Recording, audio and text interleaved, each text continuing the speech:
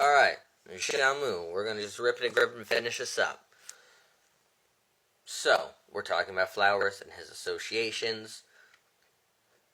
I want to circle back to his book, Lord's Left-Hand Path. Just real quick. The difference between what I am doing and what Flowers is doing is that Flowers sets this as a gold standard. In Lords of the Left-Hand Path, he traces the history in a very pro-Temple of Set way and makes it look like this is the norm. Everything here is correct. This is something that has occurred since the beginning. Because not only does he talk about the Vamachara and Vamamarga, but he does bring up things that have occurred in Iran, things within the ancient Near East, things going forward in the Middle East. He draws a through line of this being correct and this being timeless. Now, we do know that, as Dragon Rouge said, a lot of this stuff, they came out and they admitted it was ahistoric. And it was archetypal. And it is this archetype that Flowers wants to springboard off and make an entire thing. That this is true, this is how it works. Now, Flowers' associations we have been discussing. We've discussed his involvement with AFA. We've discussed his co-founding of the Trolls. We've discussed these things that he has been involved with. In addition, a 2011 article within the Pomegranate describes Flowers as also being a publisher of Alain de Benoist, who has openly expressed the importance of promoting the new right among pagans in the United States. Damon T. Berry's 2017 book, Blood and Faith, makes the claim that Flowers was deeply involved within the North American New Right. There's an article in Spiral Nature in 2019 that noted his association with Red Ice TV, which is a nationalist thing. And again, he also wrote and co-wrote books with Michael Moynihan, author of such things like The Occult in National Socialism. Now, we're going to two-part here because we're going to talk about Moynihan, too, because Moynihan is important. Moynihan helped publish the 1992 book edition of the neo-National Socialist James Mason's Siege and wrote promotional material for it. Siege later becomes a touchstone for AW. I'm not going to say their name. You can look that up. And Allied sells with that.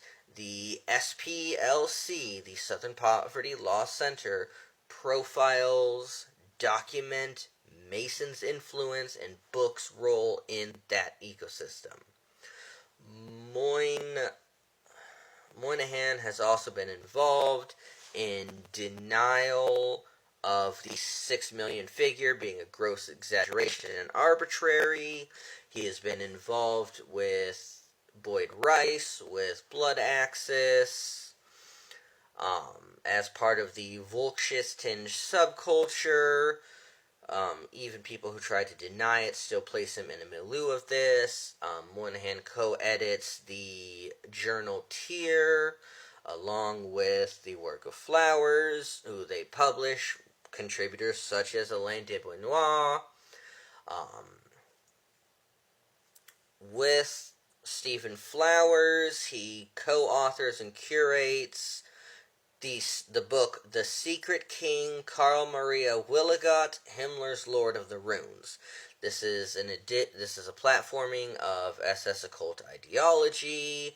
It's been criticized for presenting Willigot's material largely at face value, contributing to the normalization of this kind of esoterica in occult publishing. As well, Moynihan co-authors Lords of Chaos, which is a black metal book that's been accused by critics of having insufficient distance from its subjects and glamorizing right edges of the scene. This is somebody who has worked with Flowers extensively. This is someone Flowers has co-authored things with. These are the circles that Stephen Flowers have found himself within along his career, found himself in these circles, all while pushing the idea of the standard of the left-hand path.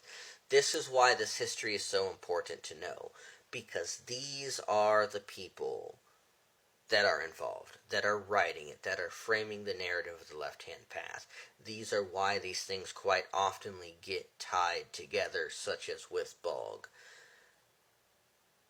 And I hope we are 24 parts in now that the thesis that I put forward at the beginning of this lecture, we have mapped the left-hand path. We have talked about its movers and shakers. We have fairly critiqued them, I feel, and hopefully some of you have been able to deconstruct and see a lot of this path for what it really is. Now, the question still remains that started this whole thing. What do I think of the other authors who were Bog or Bog adjacent, or the people who write in these circles? And I'll get into that now. This is my personal view. This is not an attack. This is what I have seen. So to kind of speak on this and to kind of round out the history, in the early 2000s there was a huge pushback against the New Age publishing, the New Thought publishing, the lighter fluffy stuff. That pendulum swung the other way, and we got an outpouring of this left-hand path stuff.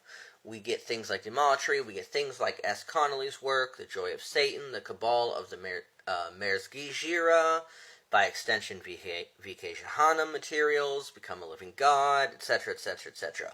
A lot of this blew up in the 2010s, and it kind of fizzled in the early 2020s.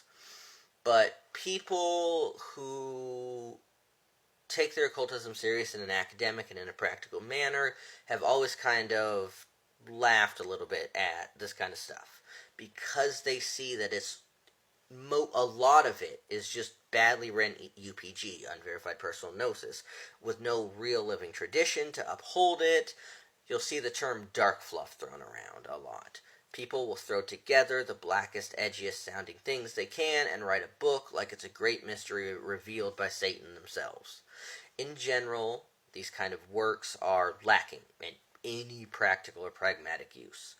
You can identify these things by the long and rambling rants that have a lot of words but don't actually say anything of import, or that is helpful towards working magic, or the acts of conjuring and pacting with these spirits.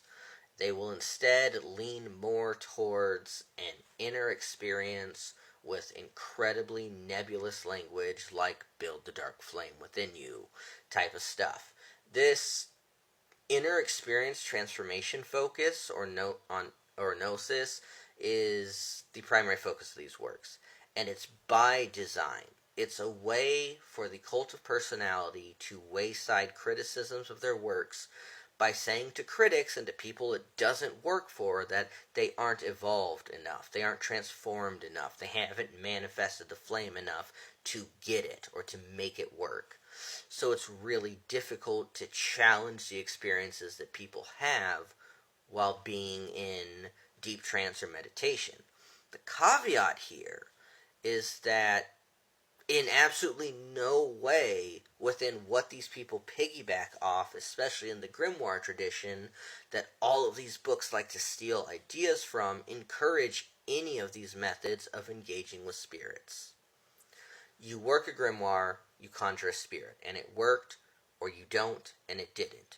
Now, instead, you have all these people that are interested in the demonology and magic involving demons because of the weirder groups, and they're naturally gravitating now back to grimoires because you all are hungry for knowledge and experience, and that's good. It does present a weird kind of schism and unique schism between people, though, which we're going to have to discuss in a third part on this.